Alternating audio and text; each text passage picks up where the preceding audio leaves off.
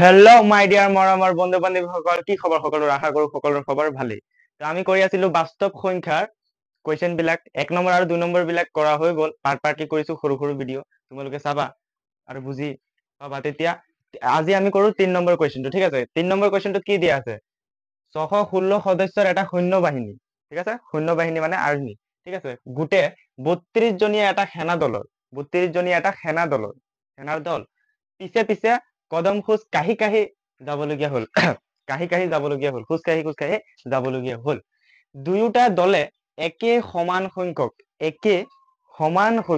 ঠিক আছে, সমান সংখ্যক স্তম্ভত কদম খোজ কাঢ়িবলগীয়া হল। সমান সংখ্যক হব লাগিব, সমান, কথাটো বুজিবা কিন্তু। সমান সংখ্যক কদম খোজ কাঢ়িবলগীয়া হল, এনেকে ঠিক আছে, এনেকে সাৱধান, ঠিক আছে, কদম খোজ কাঢ়িবলগীয়া হল। তেওঁলোকে খোজ কাঢ়িবলগীয়া স্তম্ভৰ উচ্চতম সংখ্যা কি হব? হায়েষ্ট সংখ্যাটো কি হব? বুজিছা? এতিয়া প্ৰশ্নটো বুজি পাইছা নে নাই? আগতে কোৱা, আৰু একবাৰ কৈ দিম যদি বুজি পাইছা, আৰু একবাৰ চোৱা।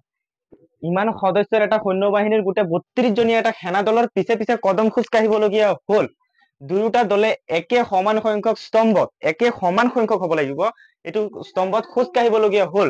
তেওঁলোকে খোজ কাঢ়িবলগীয়া স্তম্ভৰ উচ্চতম সংখ্যাটো কি? বুজি পাইছা? যিহেতু এইটো গসাগু ওলোৱা চলি আছে, বহুতে গম পাব যে এইটো গসাগু ওলাব লাগে, জানো, কিন্তু চাই লোৱা এতিয়া গসাগু কিয় ওলাব লাগে চোৱা। উচ্চতম সংখ্যা বুলি কৈছে, আৰু গসাগুৰ মিনিংটো কি তুমি চোৱা। গসাগুৰ মিনিংটো কি? এই গ খা উ, ঠিক আছে না? গ খা উ, ইংলিছত কয় ACF। এইটো ধুনীয়াকে একবাৰ বুজাই দি আছো মই, চোৱা। গ মানে হৈছে গৰিষ্ঠ মানে ডাঙৰ, আৰু খা মানে হৈছে সাধাৰণ, ঠিক আছে, সাধাৰণ মানে কমন।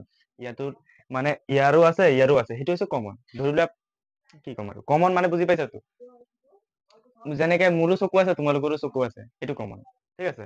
তাৰপিছত উৎপাদক মানে বুজি পাইছাতো, ফেক্টৰ। উৎপাদক বিলাকতো বুজি পোৱা, 10ত পঢ়ি আছা, বুজিতো পাব লাগিব উৎপাদক, ঠিক আছে। উৎপাদক মানে কি? ধৰি লোৱা 6 = 2 পূৰণ 3, এই 2 পূৰণ 3টো হৈছে এটা উৎপাদক, ঠিক আছে। এতিয়া চোৱা, ACF ৰ মিনিংটো কি? হাইয়েষ্ট। ACF ৰ মিনিংটো মই ইয়াত লিখি দি আছো, ACF, হাইয়েষ্ট কমন ফেক্টৰ। ইয়াতো দিয়া আছে স্তম্ভৰ উচ্চতম সংখ্যাটো কি হ'ব, মানে হাইয়েষ্ট। গতিকে এইটোৰ পৰা আমি পইণ্ট লগাব পাৰো কি, যে ইয়াৰ আমি গ সা উ ওলাব লাগে, ঠিক আছে, গ সা উ ওলাব লাগে, ঠিক আছে। তেতিয়া আমি ধুনীয়াকে কৰিম, লিখিব লাগিব না ধুনীয়াকে। তে চোৱা, সলিউশনত কি লিখিবা? তো লিখা গ সা উ এই হব, গসাগুৱে হব সৈন্যবাহিনীৰ খোজ কাঢ়িবলগীয়া উচ্চতম সংখ্যা, তেনেকে লিখা।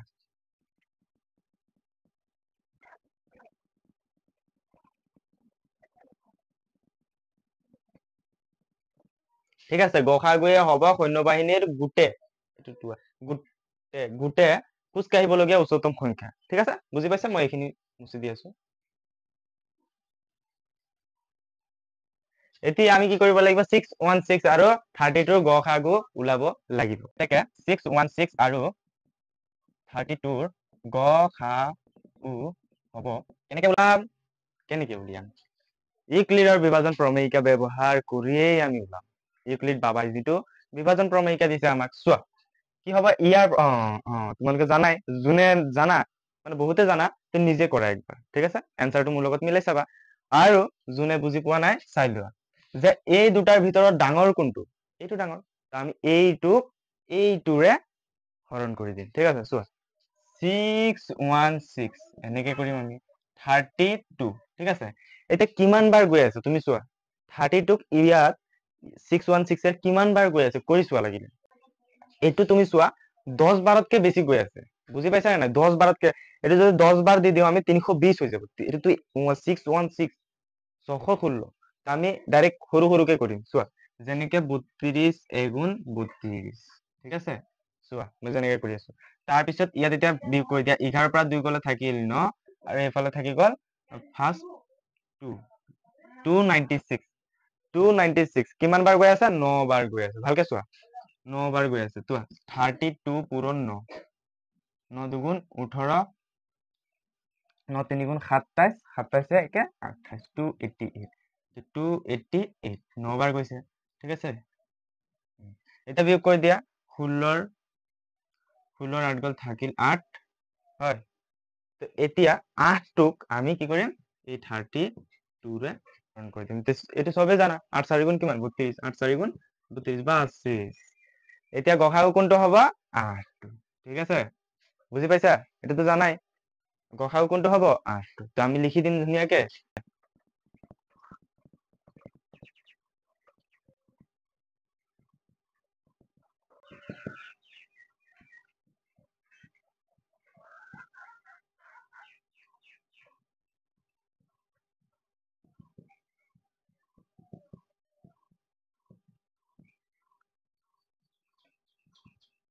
হয় 616 আৰু 32 গসাগু কি হ'ব 8 হ'ব তোমালোকে মিলাই চাইছা নে নাই যদি হৈছে তো ভাল কথা নাচি দিয়া আৰু যদি নাই হোৱা আৰু একবাৰ চোৱা